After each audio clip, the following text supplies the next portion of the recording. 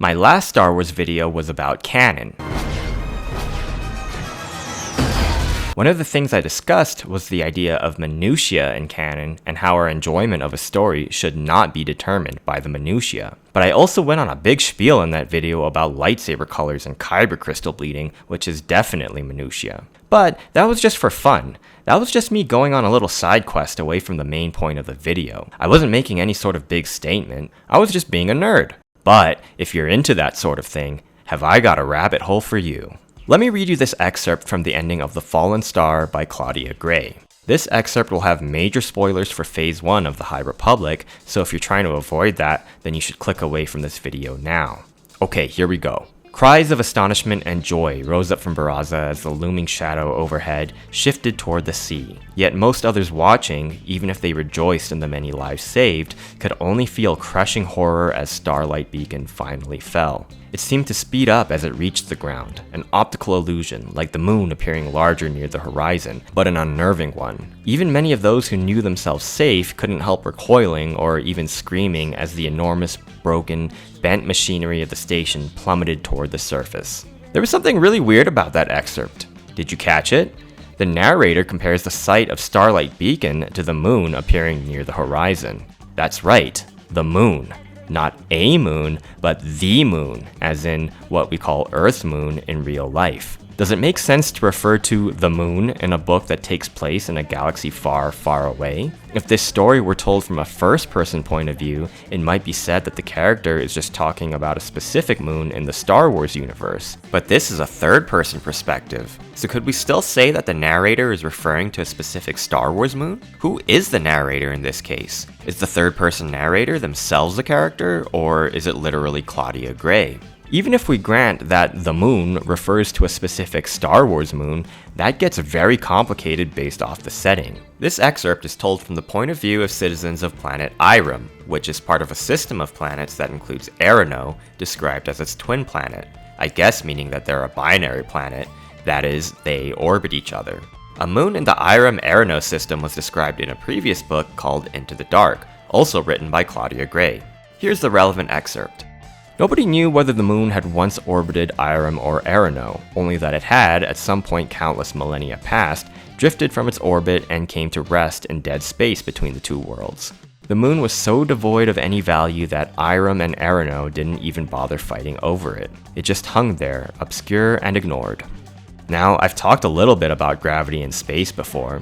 In fact, I have a whole video about it. I'm not an expert in this stuff, but by my estimation, what's described here doesn't really make sense. If Eiram and Arano are a double planet and the moon lies between them, then that paints a picture of the moon being in the center of the system, with the two planets orbiting around it, in which case it's more like the moon is the planet and the planets are the moons. Now, moons in Star Wars generally don't make much sense to begin with, because moons are generally depicted as having the same surface gravity as their host planet. For example, both Mustafar and its moon, Nur, seem to have the same level of gravity. But if this were the case in real life, then one wouldn't orbit the other. They would orbit each other and be a binary system. But in this excerpt specifically, which was the first mention of a moon in the Eiram-Arano system, I don't think it had been fully fleshed out yet that Eiram and Arano were a double planetary system. I feel like the idea was just that they were two planets in the same star system that each had their own independent orbit. The moon is not a true moon because it doesn't actually orbit one of the planets. Instead, I think the idea is that it orbits the star directly, and its orbit falls between the orbits of the two larger planets, i.e. dead space. Here, the word moon does not refer to a body that orbits a planet, but rather just a small rounded body in space, which I would say is consistent with Luke mistaking the Death Star for a small moon in A New Hope. Look at him, he's heading for that small moon. The moon in this case is more like what we would call a dwarf planet in real life. But things get complicated in Phase 2 of the High Republic, which was a prequel to Phase 1 and expanded greatly on the backstory for Eiram and Arano. In Convergence by Zoraida Cordova, we finally get a complete picture of the Eiram-Arano system. Under different circumstances, Ziri would have marveled at the awe-inspiring view of their curious pocket of the galaxy. Her world, with its red mountains and sleek canyons, and neighboring Eiram's turquoise seas modeled by constant storms. Locked between them were a belt of debris, remnants from years of battle that cluttered the corridor like asteroids, and the Timekeeper moon. Her own grandmother used to say that billions of years before, Erino and Irem were two cosmic beings that emerged from stardust, and the moon was their shared heart, vital to Erino's winds and Irem's tides. So, from this description, I would say that our first picture of the double planet with the moon between them was correct, even if that doesn't make sense in real-life physics. In this excerpt, the moon is referred to as the Timekeeper moon because that's how it's colloquially referred to on Erino, while on Irem, they just call it by its name, Irie, which is what I'll call it moving forward. So when the narrator refers to the moon in The Fallen Star, we might say that they're referring to Irie, even though it's not a true moon in terms of real-life definitions. And if the orbital situation we've landed on is accurate, then it would make sense for Irie to periodically appear near the horizon from the point of view of either planet. But is the narrator actually referring to Irie? Well, if you go to the Wikipedia page for Irie, the fallen star is not listed as an appearance. Now, I believe that the author just messed up and made a reference to a real-life thing, forgetting that that wouldn't make sense in this fantasy world. This sort of thing happens all the time in Star Wars. For example, in the Clone Wars cartoon, Obi-Wan Kenobi says this. Well, our 2 units are a dime a dozen. Dime a dozen? A dime is a real-world unit of Earth currency. The phrase dime a dozen wouldn't really make sense in the Star Wars universe. However, there are at least 2 types of dimes in the real world. That is, the American dime and the Canadian dime. This illustrates that in the real world, the word dime can refer not only to a specific dime, but generically be applied to any 1/10th unit of currency. So even though I think this was a mess up, we can rationalize that Republic credits probably come in 1/10th units that are also called dimes, or that maybe the saying in the Star Wars universe comes from a unit from some other currency like whoopie whoopie or calamari flan. There's lots of precedent for real world terms to take on similar meanings in Star Wars. For example, in the Book of Boba Fett, the ruler of Tatooine is referred to as the daimyo. 1,000 tidings to the new daimyo. This comes from the real-world title which was given to the rulers of feudal Japan. The Japanese word ronin, which refers to a samurai without a lord, has also taken on a couple new meanings in Star Wars. Perhaps this is where a ronin such as you belongs. So, even though I think the moon thing was a mess up, we can rationalize it and say that this counts as a mention of Irie, in which case Wikipedia should be updated. But could we also say that the third-person narrator is speaking to an Earthbound audience, and therefore is actually referring to Earth's moon using imagery that we are familiar with? There's precedent for this in canon as well. The book, So You Want to Be a Jedi by Adam Gidwitz, is a retelling of Empire Strikes Back for middle grade readers. The narrator in this instance is retelling the story from a second-person point of view, and he explicitly makes reference to real-life things, like in this excerpt. "Excuse me, sir. It is C-3PO, the Golden Tin Man. Sir, oh sir. He sounds like a British butler with his underwear in a twist." Here, the narrator makes reference to Britain, a real-world country, and the Tin Man, a character from The Wizard of Oz, and there are no Wikipedia articles about either of those. Things get even more complicated with the short story The Wills Strike Back by Tom Engelberger. This story depicts 2 beings known as Wills literally writing the opening crawl of Empire Strikes Back. This harkens back to George Lucas's original idea of the whole story of Star Wars coming from a document called the Journal of the Wills, which has since had a few references made to it in both canon and legends. So the implication here is that the stories we get are all just excerpts from the Journal of the Wills. Incidentally, this short story also explicitly mentions Kirk and Spock from Star Trek, which is really weird. This is just supposed to be a fun meta thing, but if we take it literally, it implies that the Wills knew the original authors of Star Trek, whether that literally be Gene Roddenberry, or maybe some comparable omniscient power in Star Trek like the Q. Or maybe the Wills themselves also wrote Star Trek, which would open up a whole new multiversal can of worms. Anyway, I would say that all Star Wars stories are actually just entries into the Journal of the Wills. The Wills themselves have distinct personalities and styles, which is how you have a very serious and grounded show like Andor coexisting with a lighthearted show for babies like Young Jedi Adventures.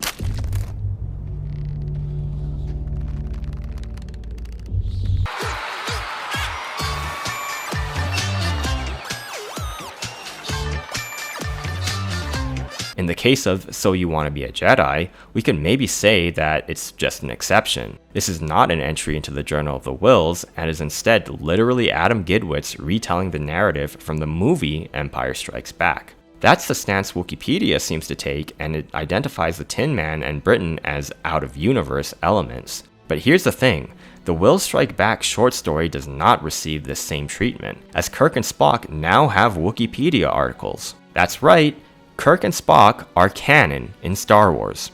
Now, insofar as they are canon to Star Wars, we can only say about them what has been said in official Star Wars stories, of which there's currently only the short story that we've talked about. So, even though we know who they're talking about in the short story, we technically can't draw on any Star Trek stories to expand on their conception in Star Wars. This goes both ways. For example, on Memory Alpha, you won't see the Whills Strike Back as an appearance for Spock, because it's not an official Star Trek production. But, let me ask you this.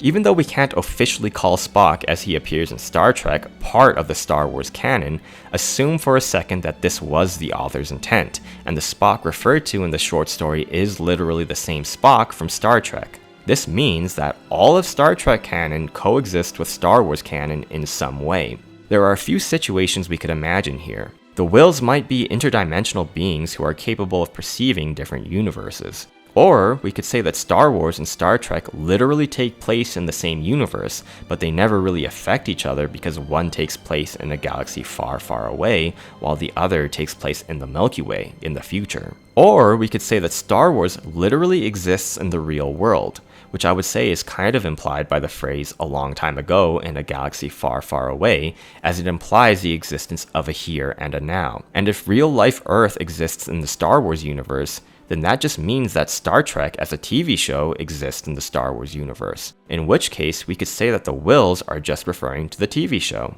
In any case, I think there are multiple justifications for saying that Tin Man and Britain are not actually out-of-universe references. If the real world exists in the Star Wars universe, then so do Britain and the Wizard of Oz.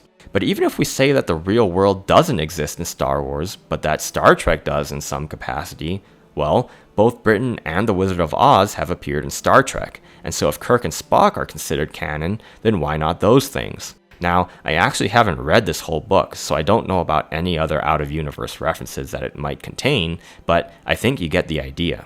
The TLDR is that we could say that any real-world references in Star Wars are actually in-universe by virtue of Star Trek, which takes place in the real world, being canon in Star Wars. I promise I'm gonna get off this subject soon, but the last best piece of evidence I have for Star Wars and Star Trek taking place in the same universe is that they literally show the same scene at one point. Take a look at this scene from The Last Jedi and this scene from the series finale of Star Trek Discovery, Life Itself. Again, this is going to have spoilers for Star Trek Discovery, so click away now if you're trying to avoid that. Okay, so here's the Star Wars clip. What do you see? The island. Life. Death and decay that feeds new life. And here's the Star Trek clip.